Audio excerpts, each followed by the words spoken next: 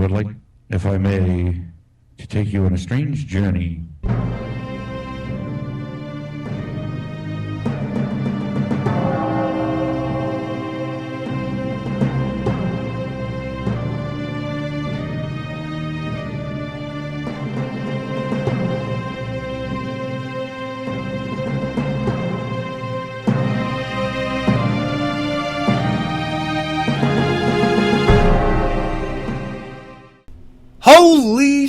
Holy shit. I was just fucking assaulted by a fucking squad, nay, a platoon of fucking bumblebees. I'm in my backyard, minding my own business, moving my shed around because I feel the need to move it to a different part of the backyard. Aesthetically, it'll look better. Maybe a little feng shui might kick in. You never fucking know. But I'm out there doing my thing, and suddenly I turn around and I feel something buzzing by my ear. Literally fluttering. I can feel it touching my fucking ear. I take a step back, turn, and there is a gigantic bee with a fat, stereotypical Mexican rolling handlebar mustache and a fucking sombrero on his hand, grinning as he's fingering a 6-shooter on his fucking belt, ready to tag my ass. Now, I don't know about any of you out there, but I'm not in the mood to get stung by a fucking bee. So I immediately freak out, scream like my fucking 2-year-old little girl, jumping, swinging my arms wildly, ducking and diving, trying to stay away from this damned bee, trying to fucking kill me. All I want to do was move my fucking shed. I don't think that's very fair. But you know what? That's my day so far. But it's not going to stop us. Welcome to 9sense, another fucking fantastic episode. 9sense is a satanic perspective of our modern world. It is June 26th, another week, another episode, and I'm fucking excited. It's going to be a great show because I did not get stung once. I went out there like 3 times, giving them, I don't know, maybe a 10-minute break between attacks before they found out that I was poking around the shed again, and I sprayed the entire fucking area down. Now I'm hoping that these fuckers are just gonna explore the newly excavated shed, find absolutely no pollen in sight, and move on. But if they don't, and if they're harboring a fucking hive underneath that shed, they're probably gonna die from the poison I put down. Now normally I wouldn't have a problem with bees, and I actually don't. I have family that tends bees, has hives in their backyards that they harvest on an annual basis. At least I think it's annual. It doesn't really matter anyway. So I don't have a problem with bees doing their thing, as long as they don't fucking attack me. That's the caveat. And that pretty much goes for anything, be it an insect, an animal, fuck, a human being. As long as you just stay the fuck away from me, I'm good to go. I don't need to fucking get up all in your face. I don't owe you money. Don't walk up on me like I do. You know, that's really what it comes down to, and that's exactly what those fuckers did. It's like I owed them $100 from 20 years ago. I hadn't paid, so they came fucking looking for me to bust my kneecaps or something. Goddamn bees. Well, besides that, it's been a pretty good week. Let's see. I wanted to go hiking, and I couldn't because of sick kids. I hung out with a couple old, really good friends, which was nice. Found out some kind of shitty things, so that wasn't very nice. So that canceled out the nice. So I'm sitting at pretty panicked week from being attacked by bees as the highlight, which is pretty disappointing, I'd say. But beggars can't be choosers. This is the life we live. We don't always get to choose what happens to us. So I'm going to fucking deal with it. Damn bees. It's weird because they're these tiny little things. And you know what? I actually used to live in this dive right out of high school. Right next to the railroad track. Really shitty part of the neighborhood. Really shitty part of the fucking city or the county even. And the actual house had cockroaches. Of all the nasty, disgusting, filthy fucking things, cockroaches. And one thing I fucking learned about insects, specifically cockroaches, and now I can tell you bees, is that it doesn't matter how big you are. It doesn't matter how quickly you could squash them. Inherently, they know that you are intimidated and frightened by them. Because they either creep you out, or they can fucking sting you. And even though that's nothing really, I mean, in the scheme of things, it's not that big of a fucking deal, it still will move a big-ass human being out of the fucking way and leave them acting as if they were 3 years old again. Just like I just did. It was pretty fucking stressful. So your heart's pounding and everything. It's like you just got into a fight, but you didn't. You were literally running away from this tiny little insect. It's weird because if those things were attacking my children, I would have no problem. But since they weren't in the mix and it was just me, I had a big problem. Like, if my kids were involved, I would have jumped in, swatted, made sure my kids got out of there, no problem. But if it's just me, I'm running around screaming, looking for a freaking twig that I can stick in my mouth so I can jump underwater like in a fucking Bugs Bunny cartoon and wait while the bees are circling overhead.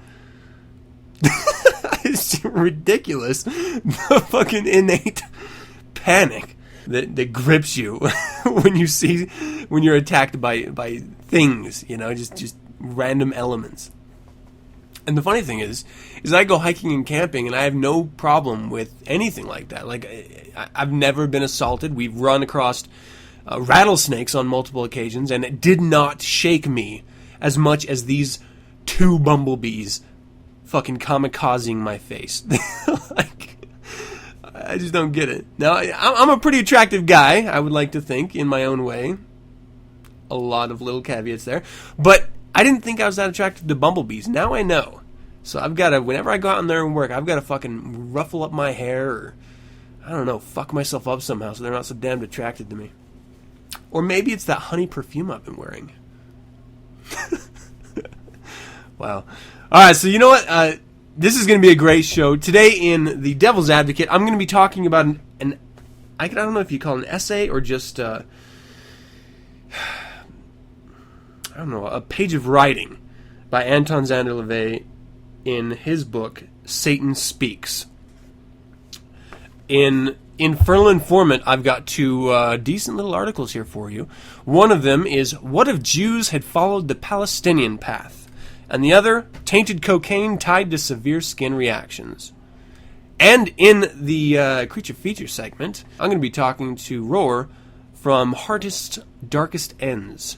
Another in the fine series of Radio Free Satan interviews. And next week, yes, that's right, I've got another one. I'm going to keep going until I get everyone that is willing to be interviewed. Now, admittedly, some people are not comfortable with it, or just don't want to be interviewed. I can respect that. And when I'm finished, I will return to the regular segment as I've been running in the plethora of episodes before I joined Radio Free Satan. So, sit back, relax. I hope to entertain you for another round of 9sense. Let's move on into The Devil's Advocate. In this arid wilderness of steel and stone, I'll raise up my voice that you may hear. To the east and to the west I beckon. To the north and to the south I show a sign proclaiming a death to the weakling, wealth to the strong. Can I get a hail Satan? I said, can I get a hail Satan? We are the Devil's Advocates. Welcome to The Devil's Advocate. As always, let me preface this segment by saying that I am a Satanist. I am a member of the Church of Satan, but I do not speak for the Church of Satan. That is all. Alright, as I stated before, we are going to be talking about an article called Entertain Me, which is found in Satan Speaks, a book written by Anton Szandor LaVey in, actually it was 98, so it's a compilation of his writings. Published by Feral House, introduction by Blanche Barton, forward by Marilyn Manson. If that's a draw, I don't know. Either way, it's chock full of a bunch of articles and essays or from Anton LaVey. So if you are a Satanist, or you're a member of the Church of Satan, or you're interested in it, it is absolutely a must-have. Really, there is a handful of core books that will help enhance your understanding of Satanism in Anton LaVey as the high priest, when he was the high priest. This is one of them. This will give you insight to his mind. And Entertain Me, the article that I'm going to be discussing, is exactly that. I like to think of this article as, this is post-Satanic Panic, I would like to think, but it could have even been written before then. You think of someone who starts a immensely powerful and controversial organization like the Church of Satan, who creates, for the very first time, Satanism as a structure. Never existed before him. He literally created it. You can imagine the types of people and counter movements drawn to him. For literally thousands of years, Islamic Judeo-Christians have been railing against the evil and Satanists, or devil worshippers as they understood them at the time, and Satan himself, or Lucifer, the bad guy. They've been railing against that, drawing flocks, income to their coffers and their pews. Now they finally have a face, Anton LaVey. So you can imagine the different types of people that are drawn to either worship or attack him. Now, whether it's justified or not, you could imagine that he would get tired of that.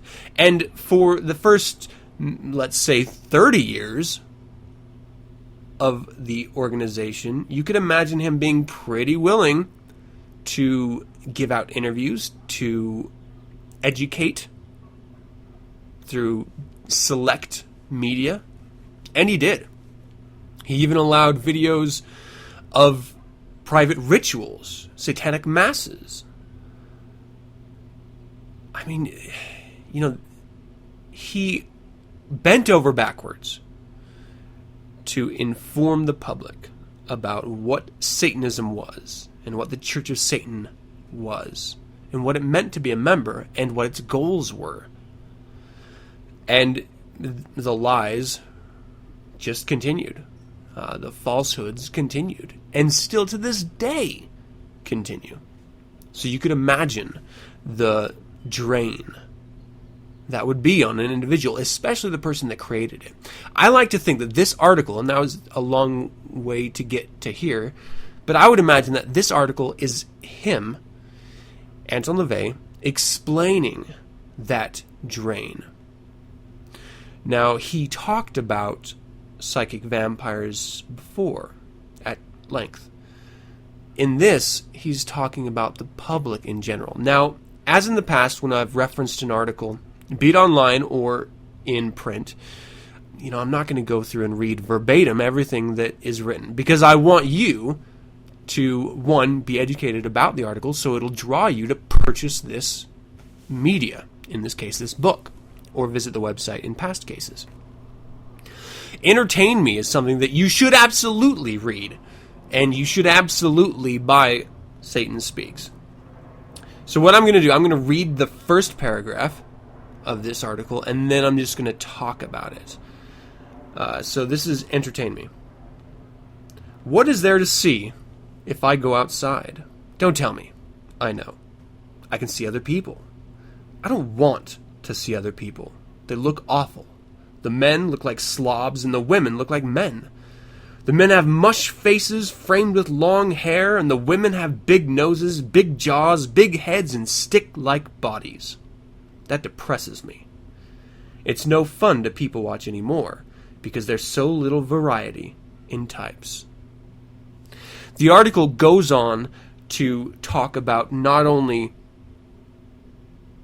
types of people, body types, attractiveness, physical reaction or physical appearance, but also what one gets, and in this case, what Anton LaVey gets from going outside. And specifically, it's fucking nothing. And this is something that we all, as Satanists, eventually get to. I don't think it's a good thing. I don't think it's a bad thing. It's just a thing that happens. When people find out that you're a Satanist, they're immediately drawn to you. For good or bad, they're drawn to you. They either want to convert you to their way of thinking, or they want to learn or understand or hear about your way of thinking.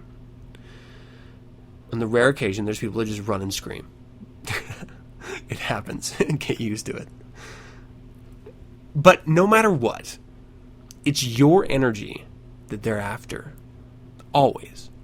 They want a piece of you. They want to be able to go to their friends, to their family, and have that experience to pull out as a wild card. Oh, you went to that lake this weekend? Well, guess what? I met a Satanist, and this is what he had to say. I met someone who calls himself a Satanist. Or they just want to soak up the energy that is all yours, the power that is about your presence.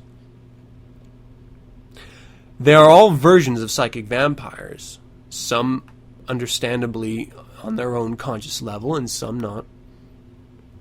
They all suck you dry.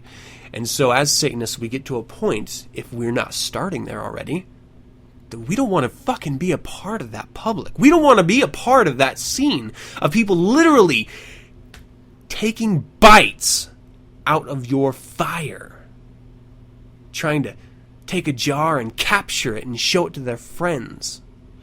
That's not what we're about. We want to enjoy our own selves. We don't want to fucking present something to everyone else. Now, I say that, and it's not absolute. I mean, there are entertainers that put themselves out there that thrive off of that. But I think that's a different medium.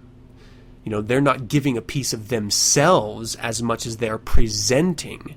They're not being sapped of the energy as much as they're putting it out there. It's all about what you get and what you give. And if you're not getting, why the fuck should you give? And that's what this article is about. And if you can identify with that, you should pick up this fucking book, Satan Speaks. It's absolutely worth it. And even if you can't identify with it, fuck, pick it up anyway. It's only a couple bucks. And it's absolutely worth it. And I think that's going to do it for this week's Devil's Advocate. Let's jump into these articles that you're going to find in the Infernal Informant. Bodies of darkness, earthquakes, volcanoes, the dead rising from the grave, human sacrifice, dogs and cats living together, mass hysteria, all in the Infernal Informant. Alright, so today the first article, tainted cocaine tied to severe skin reactions. Up to 70% of cocaine in U.S. may be contaminated with drug meant for livestock, experts warn. This is posted June 23rd, 2011. This is actually found in U.S. News Health in the Health Daily News. Cocaine contaminated with levamisole, a cheap and widely available drug used to deworm livestock, could result in a U.S. public health epidemic, experts warn.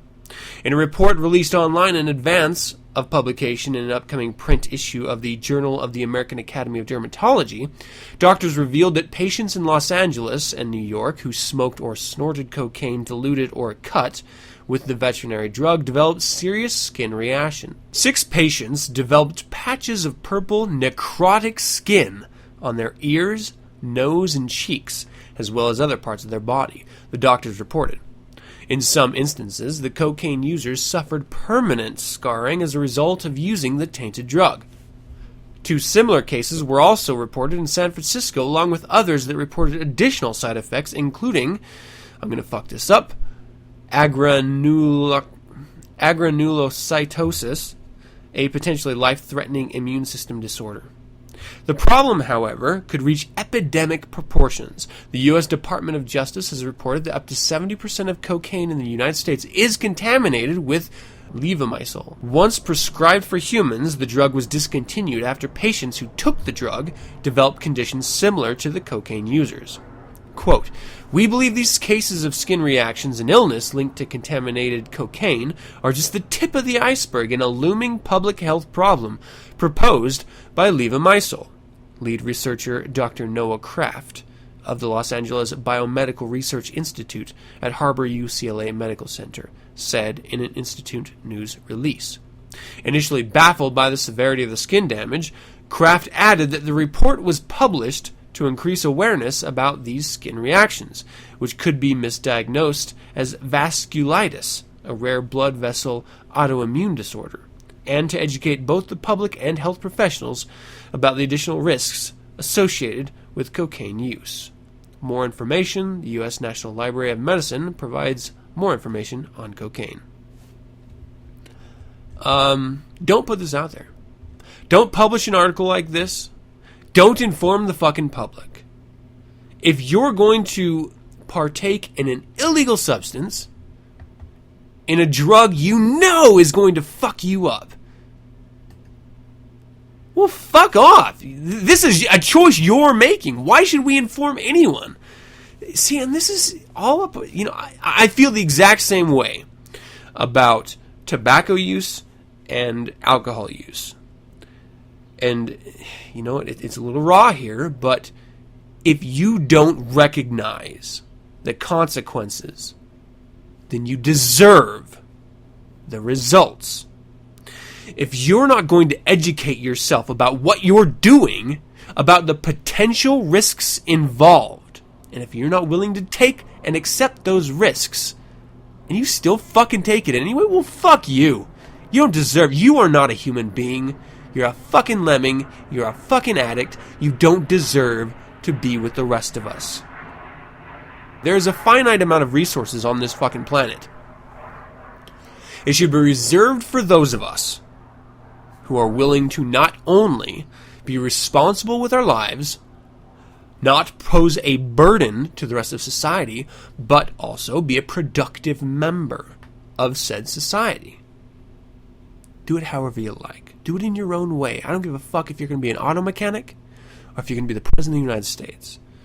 But if you're going to fucking snort cocaine and you're going to suffer from this particular disorder, Eviliv3, because your dealer cut it, well, you fucking deserve everything you get. And I don't think we should waste the fucking public resources to educate assholes who are going to be doing a fucking illegal substance anyway.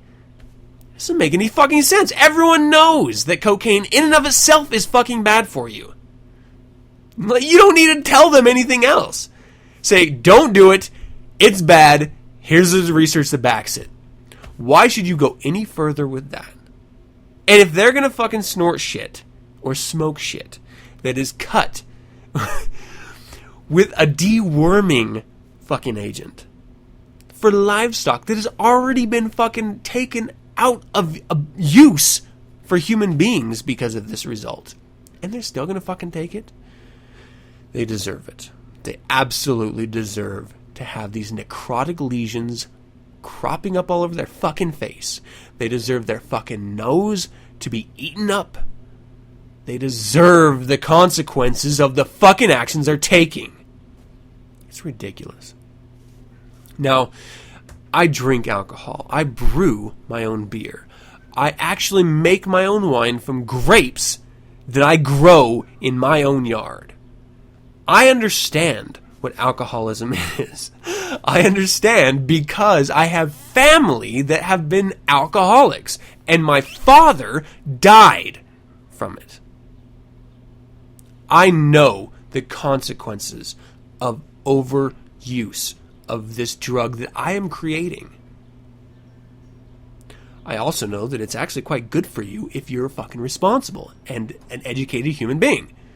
So, I educate myself. I produce it in quantities that I know that I'll be able to safely consume. I partake of it when I feel like it in moderation. That's the key note. And I don't fucking die like my dad did. This is just part of being a human being. You cannot just be spit out of your mother's womb and expect the world to give you things. It doesn't work like that. You have to fucking do shit for yourself. At some level, you have to decide that you're going to be a fucking educated, responsible human being. And if you don't, then you die. This is the fucking natural order of things. Now, I say that knowing full well that it doesn't always end up that way, because we live in a fucking world where you have to wear knee pads to ride your fucking bike and fucking helmets, and if you go hiking, you have to have 2 fucking poles in each hand to balance yourself, because apparently you don't know how to fucking walk on your own. You know, we live in this fucking bubble-wrapped society that we're protecting the weak, allowing them to propagate and dilute the purity of survivalists in our species. It sounds elitist, and it is. They don't fucking deserve to be around here. If we have to drain our resources to educate them to do things that should be fucking inherent knowledge, well then, fuck them. We should not have to hold up every member of the species. Nature does not want the weak to survive. Look at all the species that has existed on this world. More have died than lived. More are extinct than exist. There's a reason for that. The natural chaos of nature is you exist, you adapt, or you die. There's nothing wrong with it. Some people can't live. That's their own doing. They either adapt or they do not. That's not me saying it. That's the fucking world proving it. We have to stop holding fucking hands all the time. You know, I mean, there's only so many times you can educate fucking people by saying don't do cocaine because it will fucking eat up your fucking nasal passages and you can die. You can have a heart attack. Your blood pressure will go so high that you will fucking cardiac arrest. And the plethora of other things that can happen to you, now including levomycin contamination. Why the fuck should we seriously continue to hold these people's hands? I don't understand it. And it's very frustrating as a human being living in the same world with these assholes that do this and then having to pay taxes and knowing that those taxes are going to continue keeping those fuckheads alive. Alright, I've got to stop ranting here because I'm getting a little upset. But I think you get the point. Certainly you understand the article, I'm sure. So, if you're a Satanist out there, I know you're not using cocaine anyway. But if you are a Satanist out there and you are using cocaine, well, then you're not a fucking Satanist. And, you know, get the fuck off my planet because I don't need you. Period. I do not. And that goes whether you're a fucking big-time entertainer or not. I don't care. And you shouldn't either. Alright, so let's go ahead and move into the other article. What if Jews had followed the Palestinian path? Post-war Jewish refugees left everything they had in Europe. No right of return requested. Again, this is the Wall Street Journal, posted June 20th, 2011, by Warren Kozak. It is doubtful that there has ever been a more miserable human refuse than Jewish survivors after World War II. Starving, emaciated, stateless. They were not welcomed back by countries where they had lived for generations as assimilated and educated citizens. Germany was no place for them to return to, and in Kielce, Poland, 40 Jews who survived the Holocaust were killed in a pogrom 1 year after the war ended. The European Jews circa 1945 quickly went from victim to international refugee disaster. Yet within a very brief time, this epic calamity disappeared, so much so that few people today even remember the period. How did this happen in an era where Palestinian refugees have continued to be stateless for generations? In 1945, there were hundreds of thousands of Jewish survivors living in DP camps, displaced persons, across Europe. They were fed and clothed by Jewish and international relief organizations. Had the world's Jewish population played this situation as the Arabs and Palestinians have, everything would have looked very differently today. To begin with, the Jews would all still be living in these DP camps, only now the camps would have become squalid ghettos throughout Europe. The refugees would continue to be fed and clothed by committees similar to UNRWA, the United Nations Relief and Works Agency for Palestinian refugees in the Near East, paid for mostly by the United States since 1948. Blessed with one of the world's highest birth rates, they would now number in many millions, and 66 years later, new generations, fed on a mixture of hate and lies against the Europeans, would now seethe with anger. Sometime in the early 1960s, the Jewish leadership of these refugee camps, having been trained in Moscow to wreak havoc on the West, as Yasser Arafat was, would have started to employ terrorism to shake down governments. Airplane hijackings in the 1970s would have been followed by passenger killings. There would have been attacks on high-profile targets as well, say the German or Polish Olympic teams.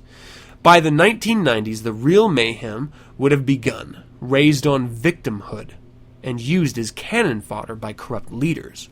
A generation of younger Jews would be blowing up buses, restaurants, and themselves. The billions of dollars extorted from various governments would not have gone to the inhabitants of the camps. The money would be in the Swiss bank accounts of the refugees' famous and flamboyant leaders and their lackeys. So now it's the present. Generations past the end of World War II, and the festering Jewish refugees problem throughout Europe has absolutely no end in sight. The worst part of this story would be the wasted lives of millions of human beings in the camps. Inventions not invented, illnesses not cured, high-tech startups not started up, symphonies and books not written, a real cultural and spiritual desert. None of this happened, of course. Instead, the Jewish refugees returned to their ancestral homeland. They left everything they had in Europe and turned their backs on the continent. No right of return requested. They were welcomed by the 650,000 Jewish residents of Israel. An additional 700,000 Jewish refugees flooded into the new state from Arab lands after they were summarily kicked out. Again, losing everything after generations in one place, again welcomed in their new home. In Israel, they did it all the hard way.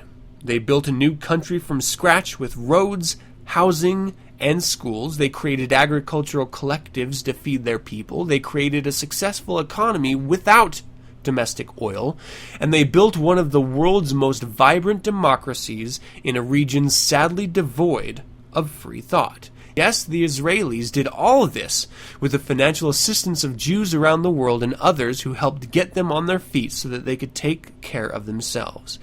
These outsiders did not ignore them or demean them or use them as pawns in their own political schemes, as the Arab nations have done with the Palestinians. I imagine the argument would be made that while the Jews may have achieved all this, they did not have their land stolen from them. This is, of course, a canard, another convenient lie. They did lose property all over Europe and the Mideast, and there was never an independent Palestine run by Palestinian Arabs, ever. Jews and Arabs lived in this area controlled first by the Turks and then by the British. The UN offered the two-state solution that we hear so much about in 1947. The problem then and now is that it was accepted by only one party, Israel. No doubt the situation of Arab residents of the Middle East back then may have been difficult, but it is incomprehensible that their lot was worsened than that of the Jews at the end of World War II. We don't hear about any of this because giving human beings hope and purpose doesn't make great copy. Squalor, victimhood, and terror are always more exciting. Perhaps in the end, the greatest crime of the Jews was that they quietly created something from nothing, and in the process, they transformed themselves. Golda Meir is credited with having said that if Jews had not fought back against the Arab armies and had been destroyed in 1948, they would have received the most beautiful eulogies throughout the world. Instead, they chose to stand their ground and defend themselves. And in winning, they received the world's condemnation. Meir said she would take the condemnation over the eulogies. Mr. Kozak is the author of LeMay, The Life and Wars of General Curtis LeMay. Alright, so this article is praising the Jews in their ethnic struggles after World War II. And you know what? You're not going to find me or anyone else that I know defending the atrocities of World War II. They were fucking horrible. And we often think that the Jews were the only ones targeted. They weren't. They absolutely were not. They were the largest ethnicity targeted, absolutely. And because of that, the largest percent of atrocities were perpetuated upon Jews. And they tout that like a badge. Don't know why.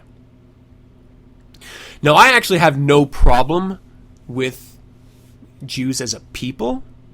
I actually don't even have a fucking problem with them believing in their Old Testament. I don't fucking care. It means less than nothing to me. If they want to worship the way they want to worship, live the way they want to live, whether they're fundamentalist or not, I don't care. Do your thing, man. And this goes for anyone out there. I'm not concerned with it. I'm not preaching hate. I don't care. What I have a problem with is when people, in this case, Israelis, forget their history and start enacting those atrocities upon the people that lived in that fucking land before they were put there by the fucking world nation. Now, I am sure, I am positive that there are Palestinian terrorists. There have been atrocities perpetuated by Palestinians on the Israeli people, on the Jewish people, for thousands of years.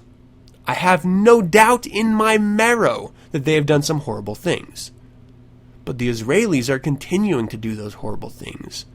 They were put there by the world population as a solution, and it has caused a problem because they continue to try to expand that territory granted them illegally through illegal settlements. They are forcing the people who once lived there happily and peacefully, with a wink, wink, nudge, nudge, peacefully, for hundreds of years, maybe thousands. They're forcing them into the same types of camps that they suffered under. At what point do you stand back and laugh, fold your hands, wipe them clean, and say, you know what? We're not going to fucking support any of you anymore. You need to fucking... If what you need is a fight, you two need to fight it out. Get it over with. Let the victor have the spoils of that piece of fucking dirt that you guys love so much for your religious means, and just get it over with, because we are dumping so much money into what comes out as a Berlin Wall around the Palestinian population. Illegal settlements by the Israelis. And they do this because the world lets them, because America backs them. What would happen if America stopped funding, pulled out, and said, we need to focus on our home? What would happen then?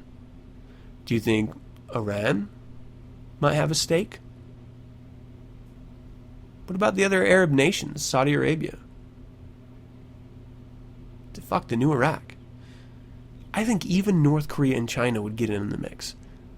What do you think would happen to this very proud people if they didn't have our support anymore?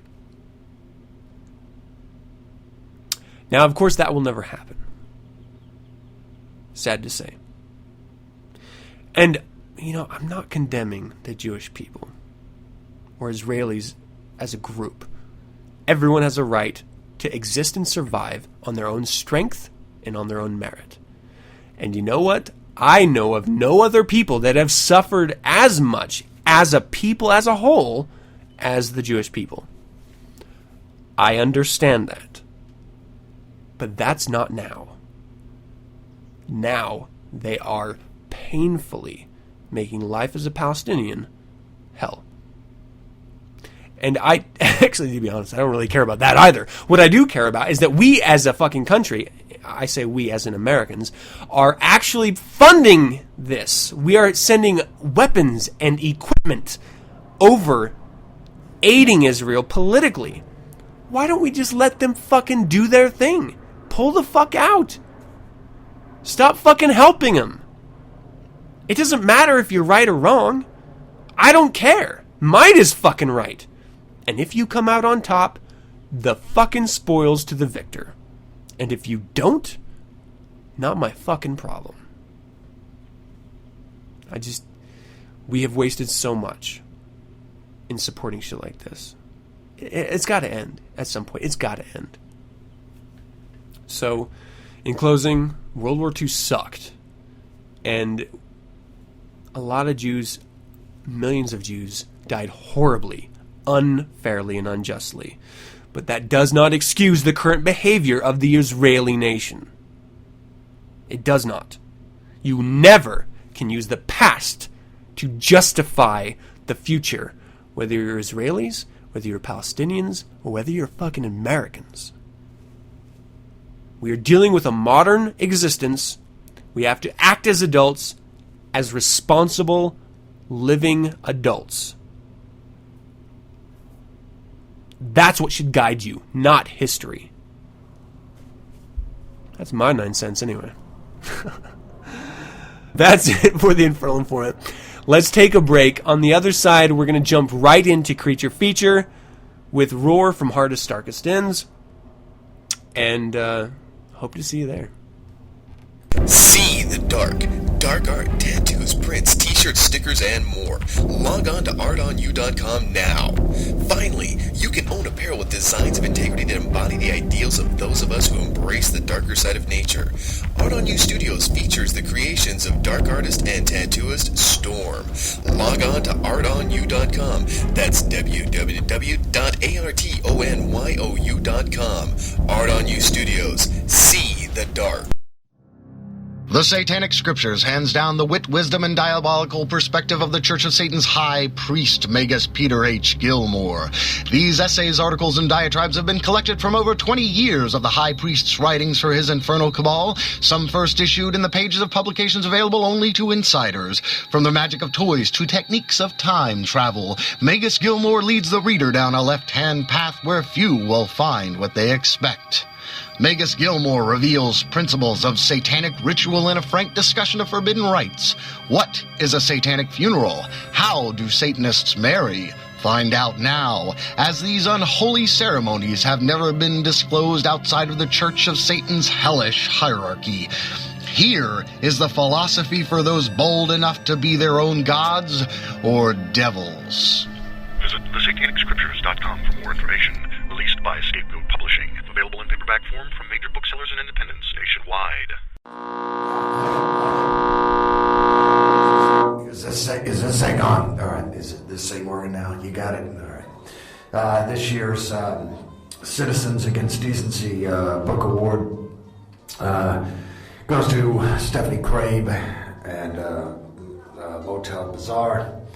It's yes, excuse you.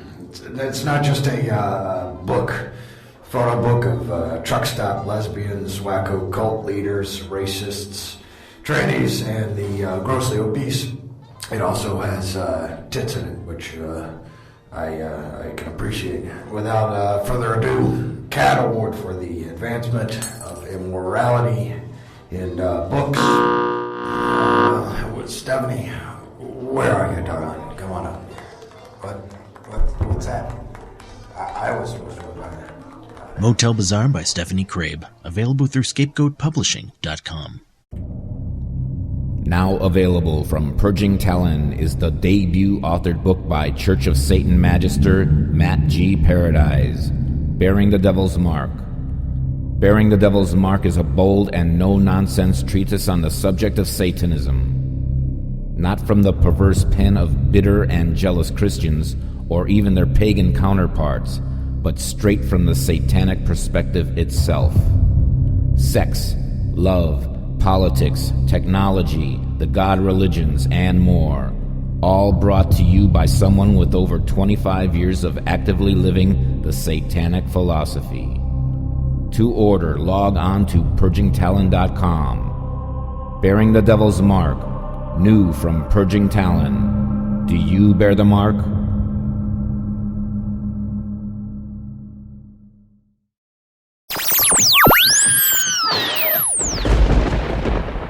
Greetings, fright fiends. Hungry for a blood-curdling good time? Well, Terror Transmission brings you horror movie commentary like no other podcast. Listen in as your handsome hosts examine all of your current and soon-to-be favorites from the past. Tune in through iTunes or the show's official website, www.terrortransmission.com, where you can also find horror chat, on-site movie reviews, horror DVD release dates, and more. And don't forget to check out Terror Transmission on Facebook, MySpace, Twitter, and Flickr. Terror Transmission, the greatest horror commentary podcast ever.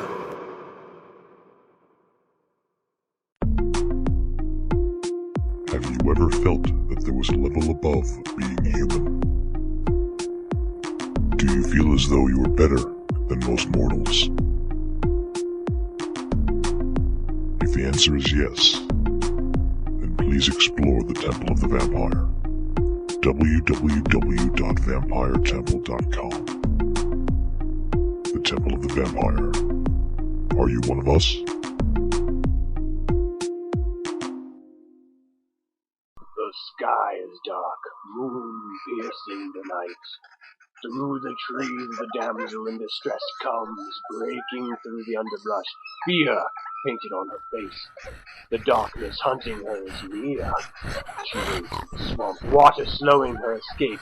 The creature nears, the damsel turns, hands rising to her sides as a last-ditch effort to thrust the creature back. Welcome to Creature Feature. Welcome to another Creature Feature. I'm being joined today by Roar from HeArtist's Darkest Ends, another one of the fine podcasts available on the Radio Free Satan Network. Roar, thank you so much for joining me. How are you doing today? Very well, thank you. Thanks for having me. Yeah, no, it's no problem at all. I wanted to have you on so I could feature your show, and I've actually listened to the two that are available right now on the Radio Free Satan website, and before we get into your podcast, how about you just tell us a little bit about Roar? Can you tell me a little bit about yourself? Sure. I've been a Californian most of my life, and I run the quote-unquote e-grotto for California in Undercroft, and been to the Black House when it was up about a decade or so ago, and kind of revisited the spot here and there, which the members area has some pictures of how it is now, which has some interesting trapezoidal aspects of it in its new architecture. Oh, yeah. But COS member, been to the High Mass, into performing arts. I posted about that recently. So been a few times to the Black House with a few COS members. And as far as my own interest, it's third side sorcery, stuff that Magister Nemo has talked about in the members area. Shard of the Unknown, Greater Magic, and stuff Diablos Rex has done. And then just taking interest in COS members' projects, writings they've done, art for my own podcast. Hell yeah. So, when did you realize that you were first a Satanist? I was a kid, 15 years old, was really into the questioning aspect of life, philosophy, religion, and ran into the doctor's work, this religious propaganda text was taking a few quotes from it, and it had the impact that the doctor had wanted on me, and it made the most sense to me at the time when I was looking for answers. And it was around 96 I started to take more interest in terms of the music scene, taking influence from, the church over the decades. And from there just got all of the literature. I think it was the Devil's Notebook I first got, and then eventually the Bible and the other works by the doctor. Then that's when I felt I embodied this kind of mentality and lifestyle. Yeah. So when did you take that leap and join the Church of Satan? I think it was early last decade, maybe 2002, something like that. That was around the time I found message board letters to the devil. Yeah. And joining was in terms of getting more involved in some of the other members' works and projects, taking interest in what the magisters were doing, and seeing how, what caught my eye and things like that. Nice. Well, let's transition a little bit over to the podcast side of things. What influenced you to start your podcast? If it hasn't been made obvious by now. Yeah, let me see. It was with Magister Harris's own program years ago, and that was a first of its kind, as far as I know at the time. And I really loved the audio interactions he had done with many members and people of the hierarchy, and just that these people were not just, words from books or the computer, and to kind of hear their breath and what their passions were, kind of inspired me to start my own thing after he stopped doing his show. And around that time when I was putting my own program together, Magister Paradise was putting together also Terror Transmission, as well as Reverend Chris X with Underworld Amusement. So it was kind of a nice synchronicity where around that time these few podcasts had started around the same time. It was some summer, I forget how many years ago. But it was just taking what he had done and making it my own, Magister Harris. Nice. You're referring to Satanism Today, right? Yes, I am. Yeah, so Satanism Today was not only interviews, which were really fantastic, but also sort of tidbits of news and just media stories and stuff. So is your show primarily just interviews, or do you also dabble in that as well? It's mostly an interview format, but here and there within the questions I have my own little things. Like I would have kind of a basic format of questions to ask somebody, but then along the way of how they answer something, more questions would come up, or I would put in my own opinion of something. But more or less, it's to feature people's work, to get it out there. Nice. Hardest, Darkest Ends, how did you come to that name? How did you come to land on that name? I figured that in terms of stratification, distillation, when people put something out there to membership or the public in terms of their own work, it's pretty much their heart that they're putting out, making themselves vulnerable, and presenting the best of themselves to people who'd want to take a look at that.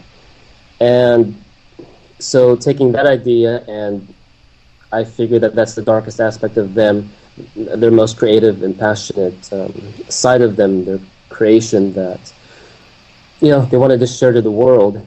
That's how the title kind of came together. Nice.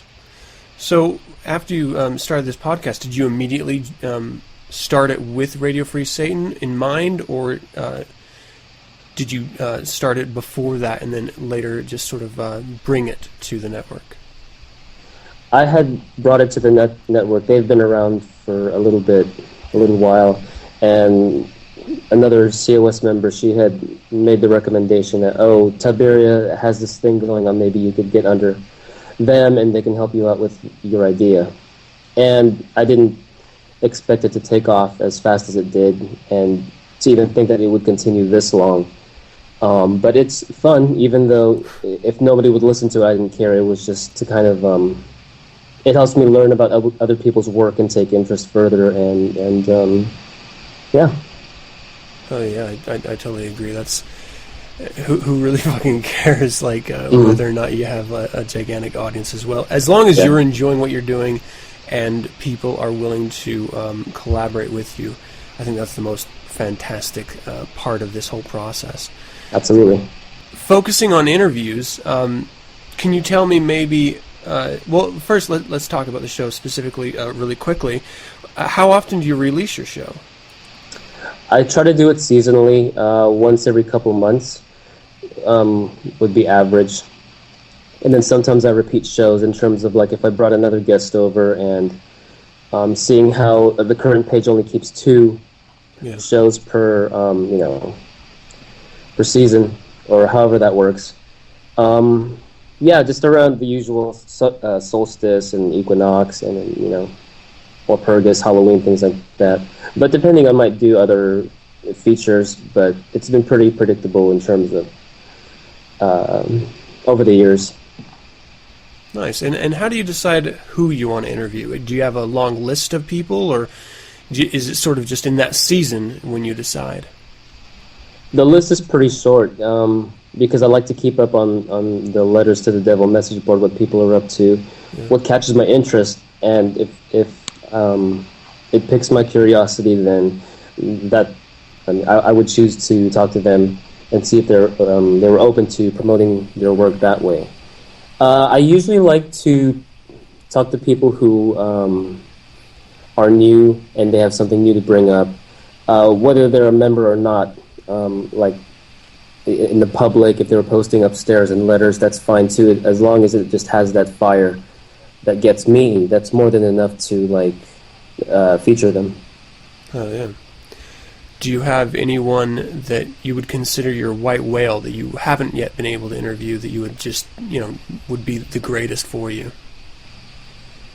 Not really, because I have, for the most part, I haven't looked at people's work enough to, have somebody like that. So not at the moment. I haven't done enough of research. I have a few people in mind for this year, but that can always change depending on who comes out with what. So, right. Yeah, and it's usually me approaching the person as opposed to the other way around. So people just do what they do, and I kind of message them if I'm interested in exploring it further. Very cool. Mm-hmm. And can you ballpark out how long you've been doing your show? How many episodes you have out there? I know the Radio Free Satan Network only features 2 at a time, but I would say a little less than a dozen. So 2-3 years, something like that. I guess it's been out. In the letters message board, I kind of put who I've talked to, but I didn't put the year and kind of the month that it happened. I have it in my hard drive, all of that info. Yeah. But that's kind of a rough sketch. How would you like your show to evolve in the future? Are you happy with the way you're running it now, or would you like to see it turn into anything bigger, maybe, or more frequent? To me, the way it got big was when it was announced on the COS official news page. That, to me, was the biggest it could ever get. Yeah. As far as it changing, the questions are pretty standard for every person. Pretty much how the doctor had laid out the cornerstones of how we define COS. I suppose I'd like to eventually interview one of the magisters or of the priesthood. That would be nice. But I've been featured a few times or mentioned a few times on the official COS news page, so that was always a huge compliment to what I've been doing, which is just really simple, stripped down discussion. No, so just kind of pretty much doing the same thing. The questions have been pretty much the same for each person, and then how I would kind of like to change that is being a little bit more organic, free-flowing. As people make their answers to, the things I ask them, that it could take it to a different direction that would reveal themselves that they didn't even see of themselves. So something like that. Very cool. Are there any other avenues? Because we'd mentioned a couple times that Radio Free Satan only holds 2 episodes at a time. Are there any other places that people can find your other interviews, your past interviews? I've had some requests, and I would just usually send it to people who would ask, just because I don't really get that many requests, and it's not that much of a bother. The fact that someone would message me and take interest, it means a lot. So I would just send it to them. And the email is listed in the RFS page. So yeah, that was going to be the next follow up. There is how can people contact you about your show? Yeah, it's hextext@yahoo.com, and the exact spelling of that is in my RFS page where it has the programs. Would you ever be willing to take recommendations on who to, if your audience wanted you to interview a specific person, would you ever be open to that? Yeah, people have made recommendations, some people from the hierarchy, and was definitely open to it. I just haven't explored these people's work, although I should. And yeah, but your own podcast has been very inspiring to me, and I feel I can learn a lot from you because you do it weekly. And I appreciate it, but I think you might be giving me a little more credit than is due. I pretty much just throw this shit together and hope it sticks, No, it's great. I mean, you have a good voice, and every week you got something fresh that new people take interest in, and yeah, in a lot of ways I think you're leading the way, and it will help me improve how I do things and present them. So thank you. Thank you very much. Of course. Well, again, thank you so much for joining me. For the audience out there listening, if you haven't, because it is on a seasonal or quarterly basis release, if you haven't heard HeArtist's Darkest Ends as of yet, it's a really personal, a really powerful and in-depth interviewing podcast. The shit I touch on is really sort of surface, and I'm just sort of introducing people or playfully talking about things.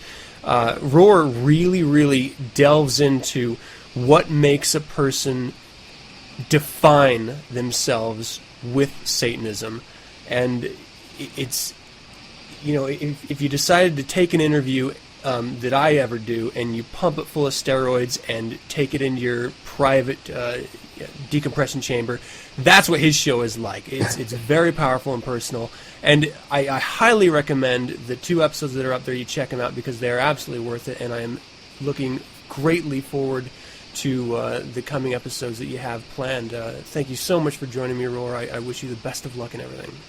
Wow, thank you. That's very kind.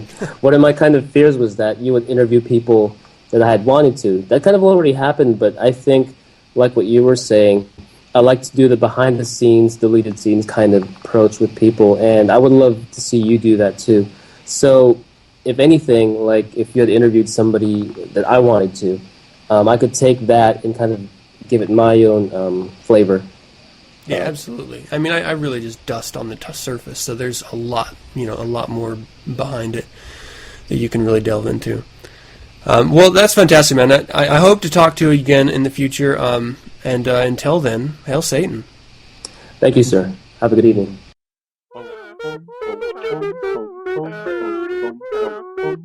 Welcome, welcome, welcome to the Bazaar of the Bizarre. We live in a world of instant, immediate gratification, where you can talk to anyone about anything with a punch of a key on your keyboard.